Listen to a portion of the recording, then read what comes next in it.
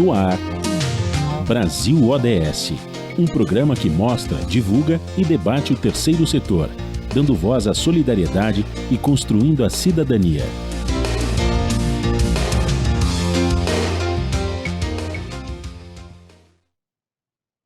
Bom dia, eu sou Joel Scala e começa agora Brasil ODS, um programa do Observatório do Terceiro Setor, com apoio da FAPESP, a Fundação de Amparo à Pesquisa do Estado de São Paulo.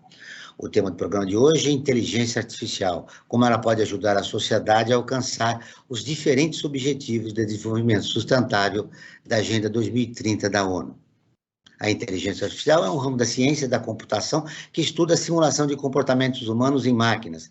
Por meio dela, pode-se automatizar e aprimorar diversas tarefas em áreas como a saúde, alimentação e meio ambiente.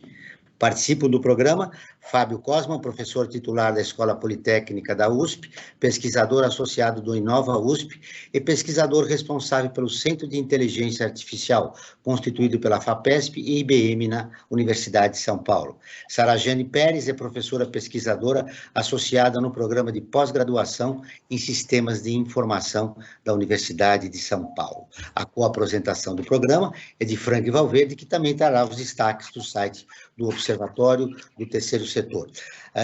Você vai conferir as notícias do mundo com a repórter Maíra Lopes, direto de Lisboa. Bom dia, Franklin. Bom dia, Joel. Bom dia, Fábio. Bom dia, Sarajane. Bom dia você que está em sintonia aqui no Brasil ODS da Rádio Brasil Atual. Você tem dois importantes destaques da semana, Franklin. É verdade. O primeiro deles é o resultado, digamos, desse primeiro turno, né, das eleições francesas, né, uma eleição bastante disputada entre o Macron, Le Pen e o Mélenchon, né? Para você ter uma ideia, foi 27% e quebradinhos, por cento para o Mélenchon, 23% para Marine Le Pen e para o Mélenchon ficou com 22%, né? E para o segundo turno agora vão o candidato da centro-direita e a da extrema-direita, né? O Mélenchon tinha 22%, que seria o candidato da esquerda, ficou em terceiro lugar, né? E agora tem essa disputa entre os dois, né? Os dois num campo mais conservador. Agora, entre esses dois, há claro, uma diferença muito grande, né? Aqueles que têm, digamos assim, um comportamento mais civilizado dentro da grande tradição francesa, né, que seria o Macron, e a Le Pen, que vem com aquelas pautas mais conservadoras, preconceituosas, enfim, vamos ver o que vai dar essa disputa, né? Porque a França, às vezes, é um grande termômetro para o Ocidente, né? Ela sempre defendeu as questões mais humanitárias e tal, e um resultado... E é a segunda economia da Europa. Exatamente, dentro desse campo, né? Dentro desse campo aí, se ganhando, digamos, essa visão um pouco mais progressista, né? Ou, entre aspas, né? Mais humanitária, isso é positivo para o mundo todo, né? Então, vamos ficar atentos a esse resultado aí das eleições francesas. E outra pauta, Joel, que eu acho que é até não menos importante, ou até mais importante, né? Foi aprovado de forma emergencial um remédio para combater a Covid, né? Um remédio que é da Pfizer, no laboratório Pfizer, vamos dar aqui os nomes, né? Porque é importante isso, registrar, né? Que eles investiram para ter esse medicamento, que é a combinação de dois antivirais, que é recomendado para quem contrai a Covid e está, digamos assim, no grupo de risco, né? Então, esse remédio ajuda a evitar que o vírus se multiplique no organismo da pessoa, tá? Então, isso é uma notícia muito positiva, né? Agora, o que falta? Falta o Ministério da Saúde comprar esse medicamento e colocar à disposição na rede para todos e todas. Mas é uma boa notícia, né, Joel? Acho que a gente que está caminhando para o fim da pandemia, lentamente, de verdade, mas está caminhando, né, para esse fim dessa pandemia, e acho que com esse medicamento isso acelera e preserva as vidas, que é o fundamental, né, Joel? Caiu muito, mas não podemos esquecer que mais de 500 mil de brasileiros morreram nos 2 últimos anos, vítimas da Covid-19. E lembrar que nós estamos em plena quarta vacinação ainda, né? Isso, começa... Vacinação. Não sei você, Joel, o mês que vem eu já pego a quarta dose. Né? Ainda não cheguei. Talvez você, que a diferença é pequenininha, acho que mês que vem você juntamente vão... A gente combina, vai junto no posto de saúde para tomar a quarta dose. É verdade. Deixa eu cumprimentar nossos dois convidados. Bom dia, professor Fábio, seja bem-vindo ao nosso programa. Bom dia. Bom dia, professora Sarajane. Bom dia, Joel, Franklin, Fábio. Prazer ficar aqui conversando com vocês. Nós estamos aqui falando na área de saúde, eu tenho já um detalhe aqui no nosso destaque 1 para ler.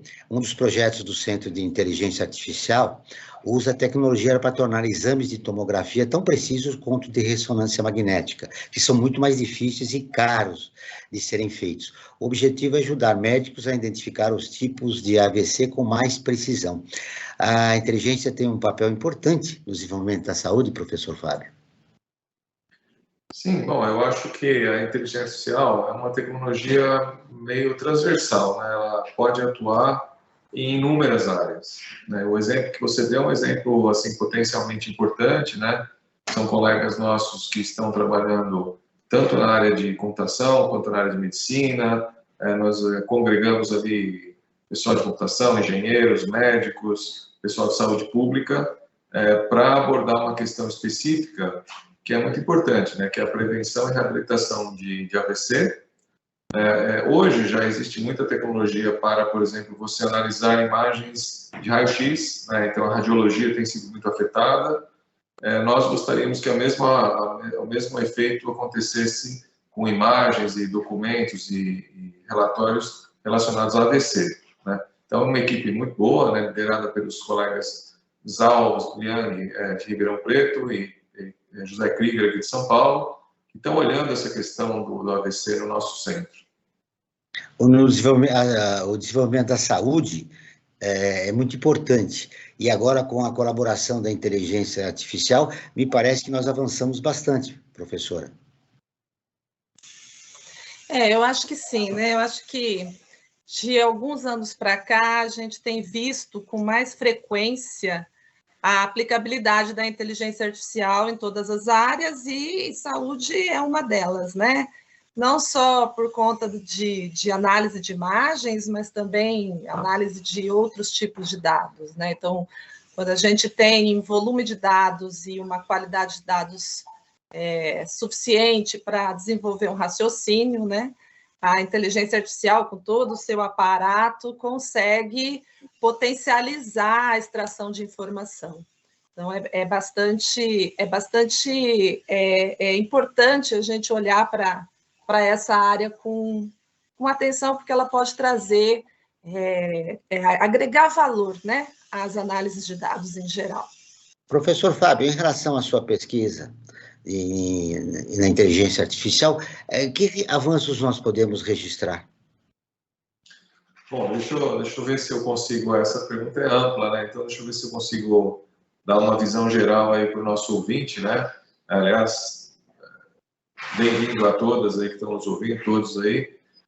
Eu acho o seguinte, a inteligência artificial começou já há muito tempo, tem décadas de trabalho nessa área, né? Existem décadas de discussão sobre como a gente poderia reproduzir melhor a capacidade humana de raciocínio, ou a capacidade de raciocínio em geral, né? Humana e não humana. Eu acho que essa também é uma questão também relevante para entender um pouco o que está acontecendo na área. Porque muitas coisas que nós achamos inteligentes, elas são coisas que nós fazemos. Outras coisas que nós achamos inteligentes, a gente está vendo as máquinas fazerem e dizendo, nossa, olha só como isso é inteligente. Nem sempre é feito da mesma forma como nós, seres humanos, faríamos, né? Uma máquina tem algumas desvantagens, tem algumas vantagens. Então, por exemplo, um computador pode acessar a Wikipedia na hora ali que está respondendo uma pergunta. Nós, seres humanos, não, a gente não vai ter a Wikipedia armazenada na cabeça, né? Então, eu acho que existe uma discussão longa, já há décadas, sobre como fazer o computador parecer inteligente. O que aconteceu, eu acho que a Sarajane colocou bem, é que nos últimos poucos anos, assim, 10 a 15 anos, houve uma mudança muito grande na área, né? Começou a se perceber que, tendo mais dados à disposição, dados de toda a natureza, textos, imagens, observações de sensores, você consegue extrair padrões e parecer muito inteligente. Se você é inteligente mesmo, aí já é uma outra questão, mas parecer inteligente você consegue parecer, né? Então o computador consegue, de fato, dar um salto, né? Entre aquilo que acontecia 15 anos atrás para agora, né? O que eu acho que aconteceu nesses 15 anos foi o fortalecimento dessa inteligência artificial baseada em análise e extração de padrões de dados, né? Esse eu acho que foi o principal ganho. E essa mudança de eficiência fez com que algumas atividades que eram muito difíceis, por exemplo, interpretar imagens, interpretar texto, passassem a ser vencidas. E eu acho que o que aconteceu é que a população, que não tinha ainda percebido os avanços da inteligência artificial, que já estavam acontecendo há uns 20, 30 anos, muita coisa já funcionava, de repente a população falou, nossa, então quer dizer que o computador consegue entender mesmo uma imagem, né? Então esse salto que houve nos últimos 15 anos, não só foi um salto em si, mas ele abriu os olhos da população para aquilo que estava funcionando. Então eu acho que houve uma tremenda mudança de percepção, né? Eu particularmente trabalho na interface entre a extração de dados e também a representação de conhecimento, né? Eu acho que isso é uma coisa que ainda está sendo explorada, sendo discutida, e ainda temos muitos anos de avanço pela frente para que os computadores, de fato, tenham alguma capacidade cognitiva comparável à nossa, né? A gente está muito distante ainda, eu acho que estamos chegando lá. Professora Sarajane, o professor Fábio lembrou um aspecto importante. A sociedade absorve, né, a evolução da tecnologia, mas não tem conhecimento de que aquilo é um trabalho, é uma pesquisa, né, foi fundamentado. E isso está relacionado em relação à inteligência artificial, né? Então, nós, cidadãos comuns, não percebemos isso, né? Há uma barreira de comunicação importante a ser quebrada aí. Sim, Joel. Uma coisa que a gente costuma sempre pensar e também discutir um pouco com os nossos alunos e parceiros de pesquisa, porque somos educadores também, né? Educadores em inteligência artificial. Além de pesquisadores, a gente está dando aula e formando recursos humanos para trabalhar, né? Então, o que a gente costuma discutir agora, nesses últimos anos, é justamente isso, né? Que não basta nós oferecermos, desenvolvermos a tecnologia, a ciência e oferecermos as soluções, né? Nós temos que, de alguma forma, tentar esclarecer como ela funciona e as limitações que ela tem. Então, às vezes, eu sinto que há uma expectativa, além do que a ciência, né, hoje pode oferecer, e há também um pouco de reticência, no sentido de eu não entendo isso, então vou aceitar como ela vem sendo oferecida. Então, agora com essa popularização, inclusive para desenvolvedores mesmo, né? Mais pessoas estão se envolvendo no desenvolvimento da inteligência artificial, a gente tem discutido muito isso, né? Que o esclarecimento sobre como as técnicas, os métodos funcionam é bastante importante para conscientizar a população do que ela está usando e ajudando a desenvolver. Principalmente num momento como o nosso, né, de negacionismo em relação à ciência, a dificuldade aumenta. Vamos ouvir agora a Rádio ONU, parceira de conteúdo do Observatório do Terceiro Setor, com a reportagem. O Banco Mundial diz que a América Latina e Caribe precisam de reformas para a recuperação pós-Covid. Maíra Lopes, de Nova York, tem as informações. O Banco Mundial divulgou um novo relatório que revela que as economias na América Latina e no Caribe estão no caminho certo para a recuperação da crise da Covid-19. No entanto, as análises alertam que as sequelas persistem, tornando ainda mais urgente a necessidade de crescimento mais dinâmico, inclusivo e sustentável. Após a recuperação de 6,9% em 2021, a avaliação do Banco Mundial é que o PIB regional deve crescer 2,3% este ano e mais 2,2% em 2023. A maioria dos países espera reverter as perdas no produto interno bruto causadas pela crise de saúde. No entanto, essas projeções posicionam o desempenho regional entre os mais baixos do mundo. O banco cita fatores que ameaçam a recuperação mundial, como o possível surgimento de novas variantes do vírus, pressão inflacionária e a guerra na Ucrânia. Após a invasão russa, o Banco Mundial reviu a projeção de crescimento e apontou um declínio de 0,4% para a América Latina e Caribe. Da ONU News em Nova York, Mayra Lopes. Continuamos com o Brasil ODS, um programa do Observatório do Terceiro Setor, com apoio da FAPESP, a Fundação de Amparo à Pesquisa do Estado de São Paulo. Hoje falando sobre inteligência artificial com os pesquisadores Fábio Cosmo e Sarajane Pérez. Frank Valverde, você tem uma enquete importante para repercutir com os nossos convidados. É verdade, Joel. Nós aqui do Observatório do Terceiro Setor, nos nossos programas pela Brasil Atual, sempre fazemos uma enquete, né, para saber o que as pessoas estão achando sobre o tema do programa do dia. E para o programa de hoje, nós fizemos a seguinte enquete: você acha que a inteligência artificial é mais proveitosa ou mais perigosa? E olha só o resultado que foi dado pela nossa enquete. 44% disseram que ela é proveitosa, contra 56% que disse que ela é perigosa. Olha só, surpresa, eu achei que a maioria das pessoas iam dizer que ela é proveitosa. As pessoas ainda têm um certo pavor com relação à inteligência artificial.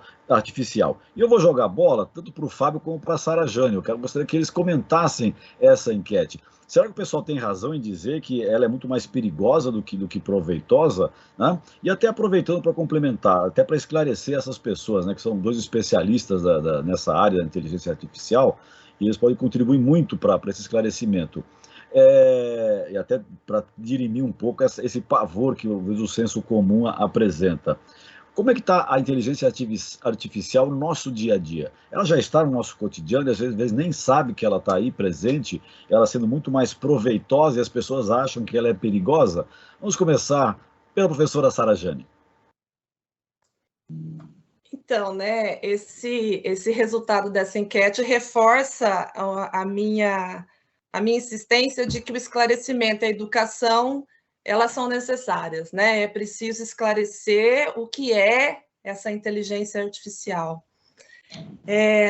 Então, se ela está no nosso dia a dia, ela está no nosso dia a dia, né? Eu acho que pessoas que usam a internet estão o tempo todo interagindo com um sistema que em algum momento vai usar algum método da inteligência artificial, né? Por exemplo, se você está usando um tradutor, né, para traduzir uma página que você está vendo em outra língua, você provavelmente, a gente não sabe exatamente, né? Eu particularmente não conheço a implementação a fundo, mas provavelmente está usando algum método da inteligência artificial. Nas redes sociais também é possível, né? Nas redes sociais também é possível, e há alguns equipamentos que a gente pode adquirir, tem algum tipo de algoritmo que possa fazer alguma tomada de decisão para otimizar, né, o seu trabalho, né? Um eletrodoméstico, por exemplo, pode ter algum tipo de algoritmo ali que pode estar baseado em algum método da inteligência artificial. Mas a questão do perigosa ou da proveitosa, eu acho que eu sou um pouco suspeita para falar, mas eu votaria que ela é mais proveitosa, né, do que perigosa, porque ela traz ferramentas que podem nos ajudar a desenvolver sistemas que podem ser muito benéficos para a sociedade.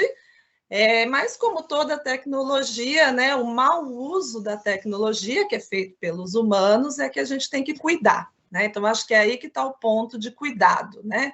O uso que o ser humano vai fazer de qualquer tecnologia, seja ela a inteligência artificial ou alguma outra aí que tá sendo desenvolvida. É um resultado...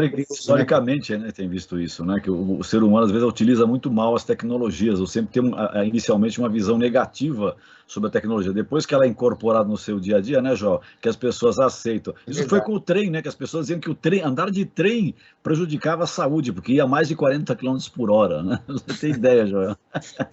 Na verdade, o senso comum utiliza a inteligência artificial, mas como não conhece, teme. É isso que acontece. Mas vamos ouvir o professor Fábio. Bom, essa pergunta é fundamental. Assim, eu acho que se você olha a inteligência artificial desde o início, sempre tem duas perguntas que voltam, né? Será que é possível construir um computador? Será que é possível construir um robô que faça tal coisa, que se apaixone, que faça uma guerra? Sempre é uma questão, né? Onde a gente pode chegar. E a outra questão é, se for possível, se é aceitável, né? Então, será que os robôs vão sair na rua matando as pessoas, que nem nos filmes, né? Então, existe uma percepção, assim, meio ficção científica dessas tecnologias, que às vezes leva para alguns caminhos bem distantes do que a gente está falando. Então, vamos situar aqui, né? Nós estamos falando de tecnologias que, por exemplo, ajudam você a escolher melhor os produtos quando você entra num sistema de compra. A gente está falando de tecnologias que ajudam a dirigir um carro de forma autônoma para você não ficar mais seguro na direção. Então, ou seja, estamos falando de tecnologias que, em princípio, o objetivo das pessoas que estão fazendo, aí eu me incluo, né? Acho que as pessoas que estão fazendo têm o objetivo de ajudar a humanidade a ter uma vida mais confortável, né? Esse é o nosso objetivo. Que os médicos tenham suporte para tomar melhores decisões, os advogados... Veja, o Brasil tem falta de advogados. Não seria bom se os advogados conseguissem atender mais gente? Seria bom, né? O Brasil tem falta de médicos. Não seria bom se os médicos gastassem menos tempo para analisar raio-x e, de fato, atender as pessoas? Seria bom, né? Então, tem muita coisa, muitos dos aspectos práticos da inteligência artificial são feitos para ajudar a produtividade das pessoas e melhorar o nosso conforto. Tirar da nossa vida tudo aquilo que é extremamente repetitivo e que as máquinas podem fazer, né? Então, acho que às vezes as pessoas talvez, nessa visão um pouco futurista do que pode acontecer, acabam temendo, né? Agora, eu acho que seria ruim o Brasil, como país, né, temer tanto que antes de aproveitar a tecnologia, evite a tecnologia, né? Porque o Brasil tem a chance de dar alguns passos do seu desenvolvimento, né? Essa tecnologia é relativamente barata. Você só precisa, basicamente, educar as pessoas precisam usar a sua inteligência humana para fazer valer e se beneficiar da inteligência artificial, né? Então, acho que a gente não deveria ter esse medo sem conhecer, né? Em primeiro lugar. Agora, o segundo ponto que eu queria também falar é que, como toda tecnologia, isso a Sara já falou muito corretamente, existem riscos, né? Então, os automóveis criam problemas, os aviões criam problemas, todas as tecnologias criam problemas. Eu acho que cabe à sociedade entender a tecnologia para poder discutir a tecnologia e encontrar as maneiras de regular sem criar mais problema regulando do que resolvendo problema, né? Então, acho que a tecnologia que nós chamamos de inteligência artificial traz alguns riscos. Bom, de repente, os computadores vão, talvez, autonomamente violar a privacidade. Não pode. Então, tem que ter uma regra de controlar a privacidade. Talvez os computadores criem acidentes e alguém tem que ser responsabilizado. Quem? Então, é uma discussão, né? Existem projetos de lei no Congresso Nacional hoje em discussão, discutindo isso, né? Tanto na Câmara quanto no Senado. Existem projetos propostos. Outra questão, será que os algoritmos e as técnicas de inteligência artificial podem afetar o mercado de trabalho? Podem afetar. E cabe à sociedade discutir como minorar os seus efeitos, né? Como retreinar pessoas, como preparar as pessoas para essa tecnologia de maneira que a produtividade delas aumente. Não que elas se tornem irrelevantes, muito pelo contrário. Acho que o objetivo é dar ferramentas para o ser humano se tornar mais produtivo e mais feliz na execução do seu trabalho, das suas atividades, né? Então, acho que é preciso discutir muito esse assunto, é um assunto crucial. Eu acho que a sociedade não pode ficar com tanto medo que acabe evitando uma tecnologia que pode ajudar muito a própria sociedade. Um outro projeto desenvolvido pelo Centro de Inteligência Artificial mapeia bairros em situação crítica de insegurança alimentar, de acordo com os dados sobre moradores, número de feiras, supermercados e outros. Como o projeto de inteligência artificial pode ajudar no combate da fome e a insegurança alimentar? Bom, deixa eu só falar rapidinho, depois acho que a Sara tem uma série de projetos muito interessantes que acho que podem ajudar a vida a nossa vida, a vida de idosos, a vida de crianças. Eu acho que ela pode falar muito sobre os benefícios da inteligência artificial. Eu vou falar só rapidinho sobre esse projeto. Nós, no centro, né, nós temos algumas equipes, né? Então, nós temos uma equipe que cuida mais ligada à área de saúde, focada especificamente em prevenção, reabilitação de AVC, como nós já discutimos. Tem uma outra equipe que é mais ligada ao agronegócio, né? Então, nós tivemos um processo de escolha de temas de pesquisa que passou pela análise daqueles temas que são importantes para o Estado de São Paulo, para o Brasil, né? Temas que o Brasil pode, de fato, ter uma liderança internacional. Então, na questão do agronegócio, nós temos várias diferentes linhas de trabalho.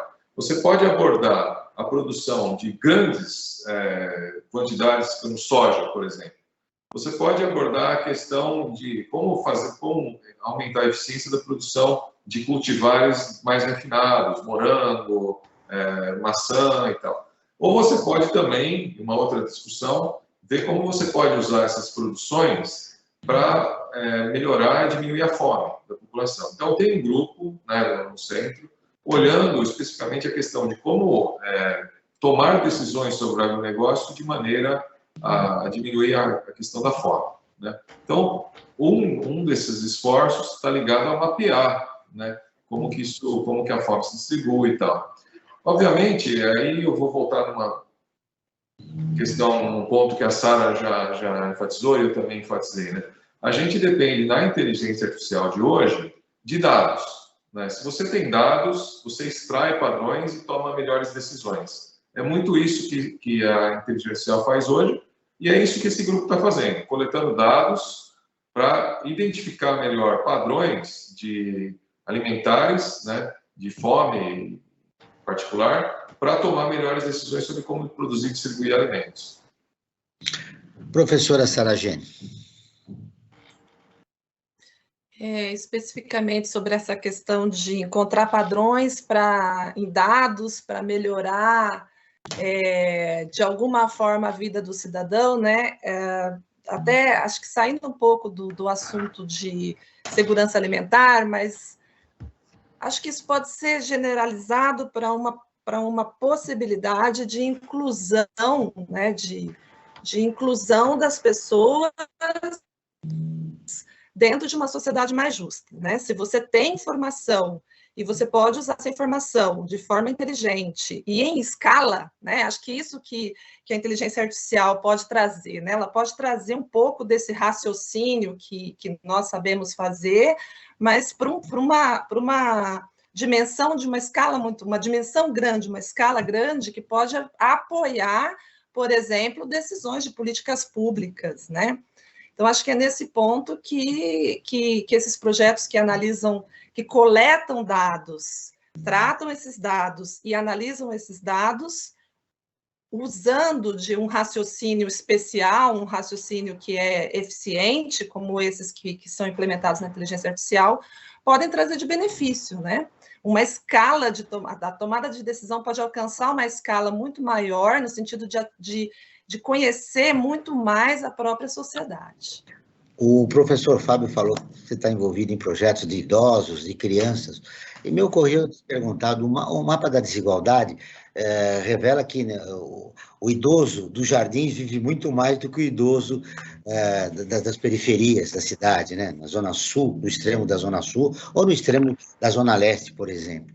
Que tipo de trabalho vocês realizam em relação ao idoso? Então, o trabalho que a gente tem desenvolvido de alguns anos para cá ele vai numa vertente também dessa ideia de escala da assistência.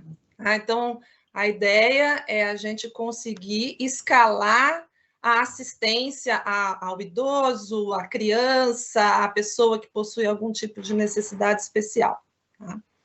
E o nosso projeto, especificamente, ele lida com uma tecnologia cara, que é a tecnologia dos robôs. Então, a nossa pesquisa está trazendo para a pauta aqui, para a discussão, né, do nosso meio aqui brasileiro, junto com outras iniciativas, a discussão sobre a inclusão da tecnologia de robôs sociais, que seriam robôs, podem ser robôs de diferentes tipos, né, como uma tecnologia para escalar a assistência às pessoas. Então, seriam suportes para profissionais de assistência, para poder melhorar o trabalho desses profissionais e conseguir fazer com que eles consigam, como o Fábio falou, né, atender a mais pessoas. Então, o que a gente tem estudado é como que a gente pode fazer com que a robótica social, a robótica de assistência, a robótica de serviço, possa entrar na nossa sociedade sem que essa tecnologia, sem que essa entrada maximize as diferenças, o que é um desafio muito grande, porque é uma tecnologia cara. Né? Então, como nós podemos inserir essa tecnologia dentro de espaços públicos, sob políticas públicas, para que ela sirva para aquilo que ela é, de fato, pensada, né? Para assistência a pessoas que estão precisando dessas assistências. Você está ouvindo o Brasil ODS, um programa do Observatório do Terceiro Setor, com apoio da FAPESP, a Fundação de Amparo à Pesquisa do Estado de São Paulo. Hoje nós estamos falando sobre inteligência artificial com os pesquisadores Fábio Cosma e Sarajane Pérez. Você quer ficar informado sobre projetos, causas sociais e direitos humanos? Siga o Observatório do Terceiro Setor nas redes sociais e acompanhe informações do Brasil e do mundo. No Instagram é @Observatório Terceiro Setor, no Facebook é facebook.com/Observatório Terceiro Setor. Nossos programas de rádio estão disponíveis no canal do Observatório no YouTube. Lá você também encontra entrevistas e quadros de como você sabia e você conhece, que mostram aspectos da história e refletem sobre a realidade brasileira. No canal você também pode assistir às lives realizadas pelo Observatório às quintas-feiras, às 17 horas. Basta buscar Observatório 3 em numeral Setor. Muito bem. Frank Valverde, informações, perguntas para os nossos convidados? Sim, Joel. Primeiro eu queria falar sobre o nosso site, né? Eu convido a todos e a todas que visitem o Observatório do Terceiro Setor, né? .org.br, né? O 3 em numeral, né? Isso é importante. Lá você vai encontrar uma série de matérias que tratam principalmente sobre cidadania. Alguns destaques entre as mais lidas. Por exemplo, nós temos uma matéria que fala sobre as raízes históricas do preconceito contra os indígenas brasileiros. Essa matéria que está sendo bastante lida. Então, nós temos também uma outra que fala que o Brasil tem a população mais fora da realidade do mundo. Olha só que, né, acho que as pessoas precisam, até acho que a inteligência artificial podia trabalhar para fazer com que as pessoas, né, começassem a se conscientizar um pouco mais da realidade em que elas vivem. E, na verdade, a matéria que eu queria destacar, que pode ser encontrada no nosso site, é uma que diz o seguinte, que o governo destina 28 milhões em kits de robótica para as escolas sem água. Tá? Não que não seja importante os kits de robótica, tá? Vamos, né, né? Eles são importantíssimos, só que há algumas prioridades, né? Acho que uma escola que não tem nem água para a pessoa lavar a mão, na época de Covid, hein?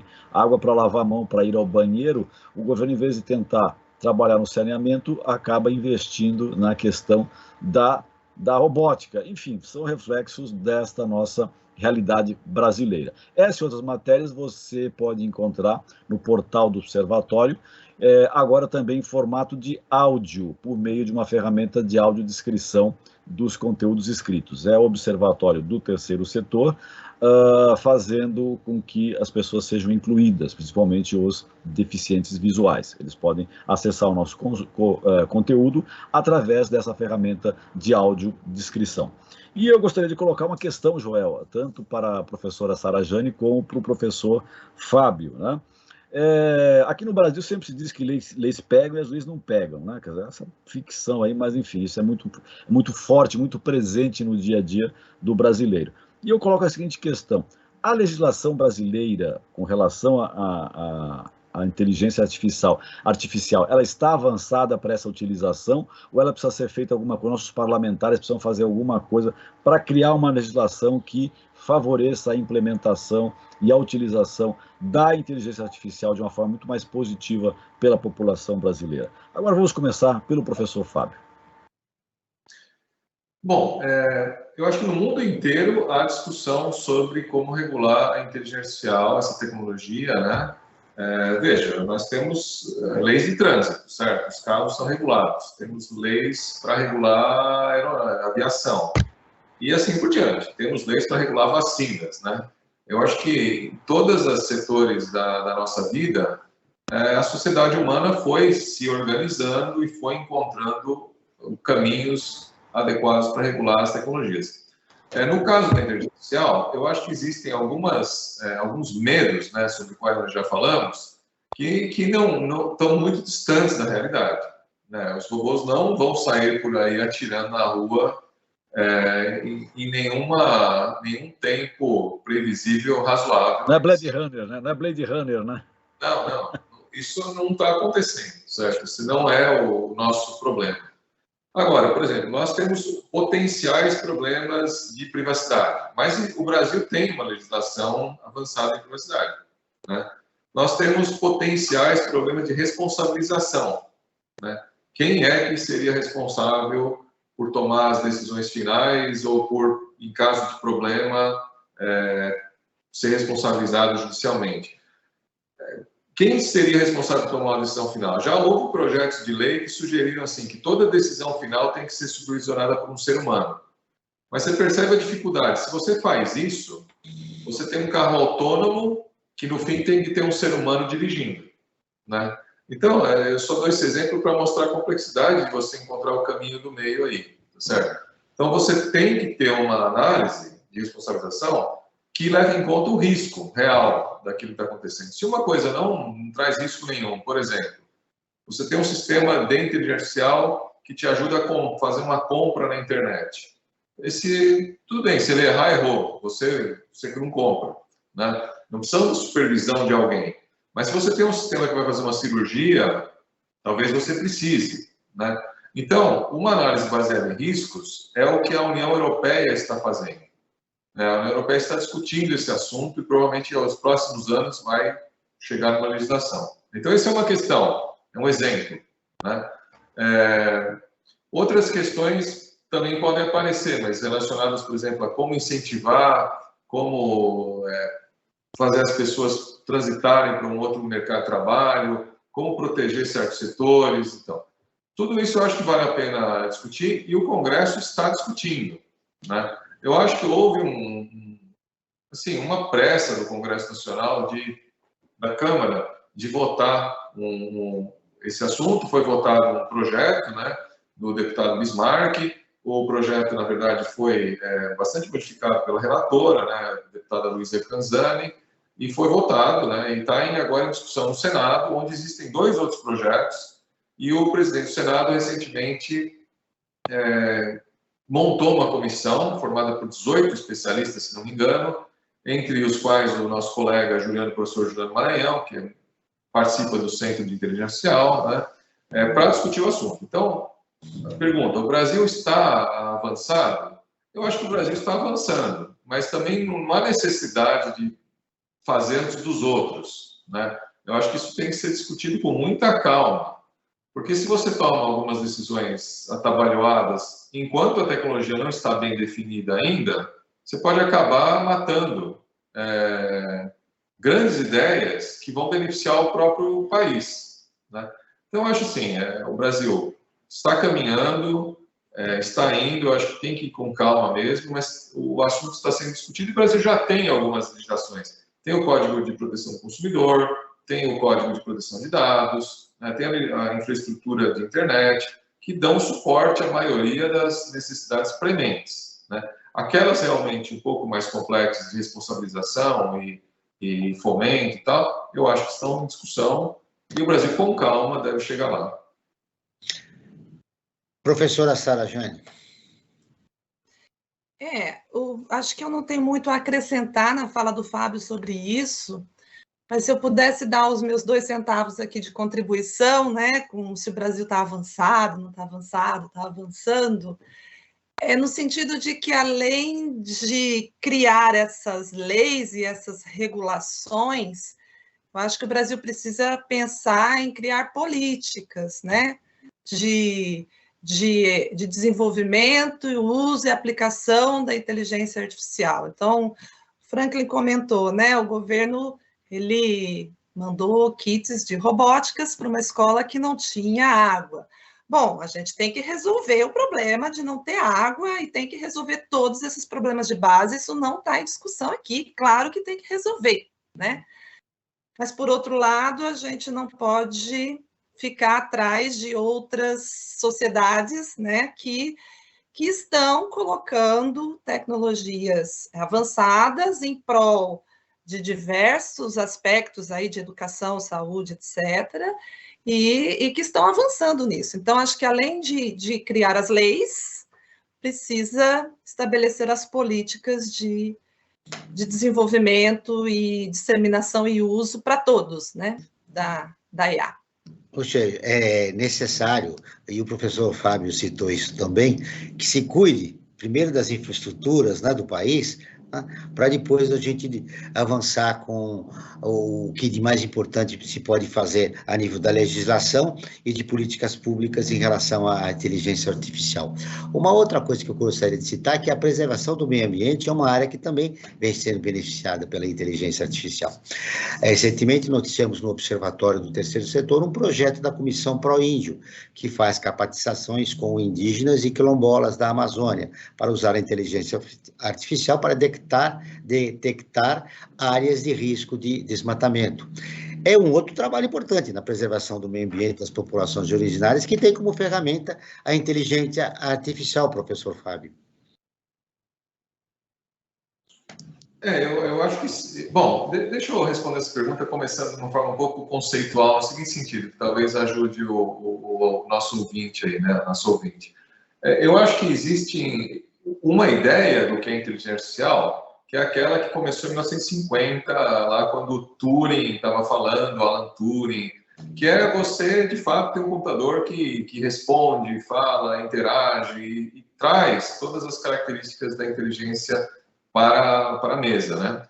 Eu acho que existe uma outra concepção mais prática, mais pragmática, que é o seguinte: você tem um monte de dados, você vai extrair padrões e tomar melhores decisões. E essa inteligência artificial é que está hoje muito em discussão. É ela que está nos ajudando. Você nem precisaria, talvez seja um excesso chamar de inteligência artificial, se juntar tudo nisso debaixo do mesmo chapéu, mas eu acho que as pessoas estão fazendo isso e não tem problema nenhum. Só queria diferenciar. Então, essa inteligência artificial, que é baseada em coleta de grandes bases de dados, extração de padrões, análise dos padrões e melhor tomada de decisão, ela pode ajudar absolutamente todos nós, certo? Os índios, os animais e os seres humanos, certo? Então, eu acho que a gente tem um projeto no nosso centro, para fazer um exemplo, né, que coleta informações de toda a área oceânica aqui de São Paulo e pretende prever melhor as marés, as ressacas. Isso é algo de extremo valor social nas cidades ribeirinhas, né? Então, é um exemplo. Você pode ter programas que vão ajudar os índios a tomar a melhor decisão de plantio, mas nós temos um outro programa que está em gestação, que tem a ver com o tema da sua pergunta, que é um programa que nós estamos montando com a ajuda da IBM, né, com parceria com a IBM, para preservação de línguas indígenas, né? Para você conseguir extrair as características das línguas indígenas. O Brasil tem 150 línguas indígenas, né? Boa parte delas é falada por menos que 1.000 pessoas, várias delas são faladas por alguns habitantes só do Brasil. Então, nós temos condição de extrair os padrões das línguas e tentar preservá-las. Então, nesse sentido, que nós vamos coletar dados e tomar melhores decisões, a inteligência artificial pode ajudar uma variedade infinita de temas, né? A inteligência artificial está influenciando em várias áreas do conhecimento no país. Na sua avaliação, professora Sarageni, aonde que se deveria investir? Eu acho que a gente tem que investir na educação. Eu sempre defendo isso, porque se você tiver mais pessoas que são capazes de absorver a tecnologia e de desenvolver a tecnologia, você vai prosperar e vai conseguir colocar, seja ela que tecnologia for. A gente está falando de inteligência artificial aqui, mas, enfim, isso pode ser generalizado.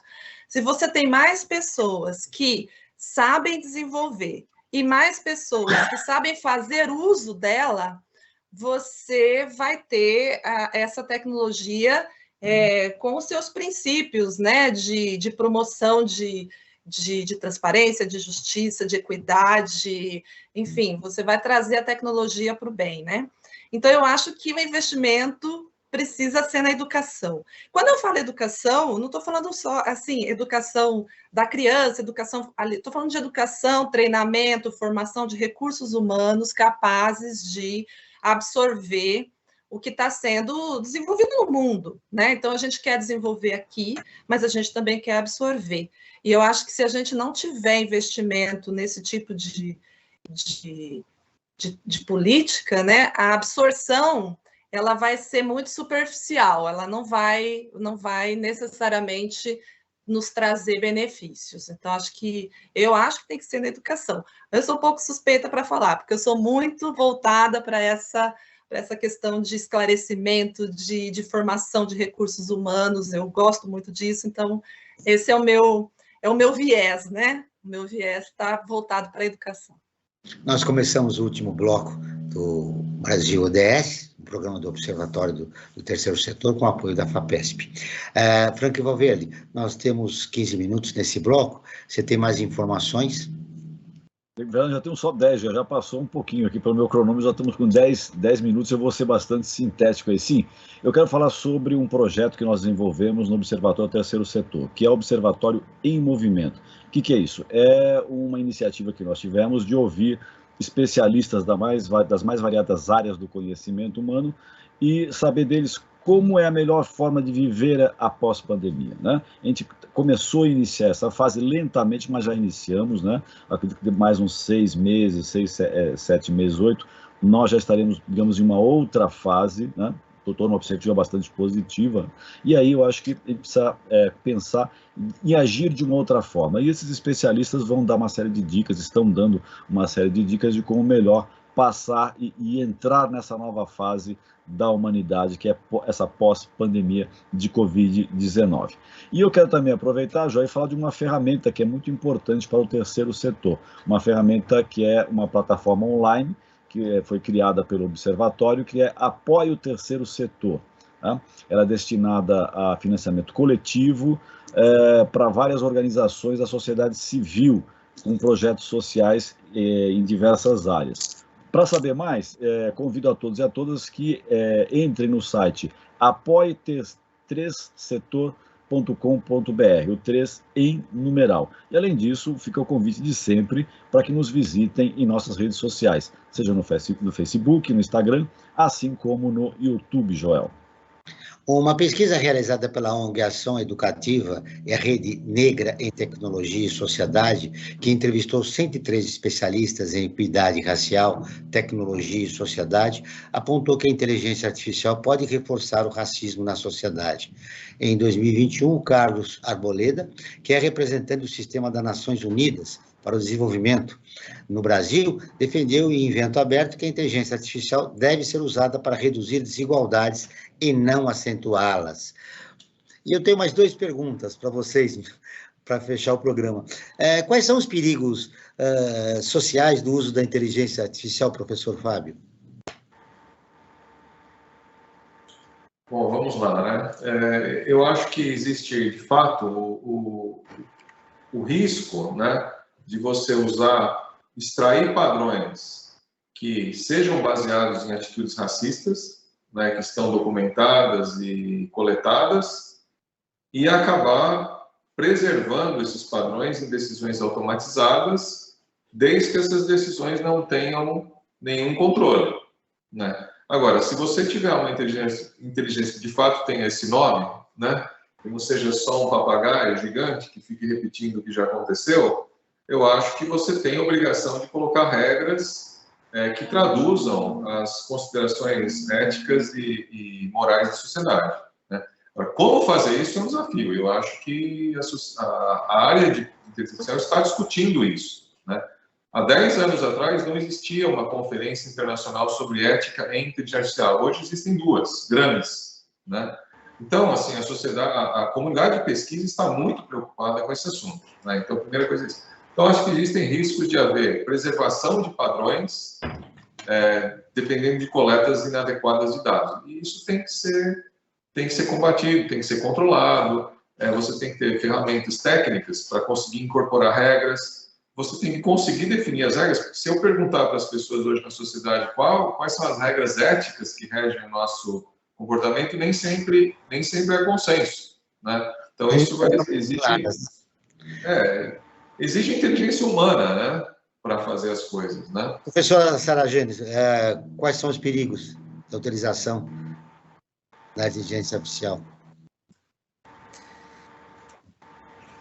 Bom, eu acho que os perigos estão, falando de um nível de abstração um pouco maior, eu acho que o perigo está em nós não levantarmos quais são os perigos. Quer dizer, se a gente não olhar para o que a gente está fazendo e pensar nos riscos, a gente não vai conseguir minimizar os riscos. Então, como o Fábio bem disse, né, o que a gente tem hoje de mais popular, digamos assim, que está mais aí sendo divulgado, né, são algoritmos que estão, de certa forma, imitando o comportamento passado, né, porque esses algoritmos aprendem a partir do histórico, e o histórico somos nós, sociedade, né? Então, eu acho que a gente tem que olhar para esse nosso passado e levantar quais são os riscos para impedir que o algoritmo vá em frente com essa mimetização tão pura, né, do que está sendo passado para ele. Então, acho que o risco é a gente, né, não olhar para os riscos. A gente precisa ter clareza sobre eles para poder, então, tentar, né, e desenvolver de forma mais consciente as regras para os algoritmos. Os algoritmos vão seguir regras. O que a gente disser para eles fazerem, eles farão. Então, acho que é esse que é o ponto. Seu destaque final do programa de hoje, Franklin Valverde. Eu quero destacar que esse programa foi muito importante. A gente cumpriu um papel social importante, Joel, aqui com o professor Fábio e a professora Sarajane, porque ele esclareceu o que é a inteligência artificial, desmistificando. Então, acho que hoje as pessoas, ao terminarem de ouvir esse programa, saberão e encararão a inteligência artificial de uma forma muito mais humana, não como uma coisa que deve ser fugir, como se fosse um satanás, digamos assim, né? Acho que a inteligência artificial veio para auxiliar a humanidade. O importante é saber como utilizá-la. Professor Fábio, rapidamente, seu destaque final. Precisa ligar o seu microfone, professor. Opa, só uma palavra final de agradecimento. Eu acho que a imprensa é fundamental nesse processo. É muito importante que vocês estejam discutindo esse assunto. Eu agradeço muito. Eu agradeço ao FAPESP pelo financiamento sempre, suporte à pesquisa. Muito obrigado. Professora Sarajane, seu destaque final. Também agradeço o convite de estar aqui, né? Agradeço a oportunidade que eu tenho recebido aí de diversas instituições e organizações para trabalhar com a inteligência artificial. E eu acho que o que a gente precisa mesmo é de participação. Então, me coloco à disposição das pessoas. Eu acho que eu posso até colocar, né, se é que já não está claro, mas a universidade está à disposição das pessoas para esclarecimentos e informação de qualidade. Então, gostaria de reforçar essa nossa posição. O nosso programa é uma ponte entre o que a academia produz e a sociedade, mostrando a importância dos trabalhos realizados ali, professora. O Brasil ODS, um programa do Observatório do Terceiro Setor, com apoio da FAPESP, a Fundação de Amparo à Pesquisa do Estado de São Paulo, está terminando. Eu agradeço a presença do professor Fábio Cosmo, que é professor titular da Escola Politécnica da Universidade de São Paulo, a professora Sarajane Pérez, que é professora e pesquisadora da Associação do Programa de Pós-Graduação em Sistema de Informações da USP. Esse programa foi produzido pela equipe do Observatório do Terceiro Setor. Na próxima terça-feira, às 9 horas, acompanhe nosso programa Perspectiva, sempre com assuntos importantes da atualidade. E ficamos por aqui, sempre na luta por uma sociedade mais justa, solidária, sustentável e tolerante. Até o próximo programa.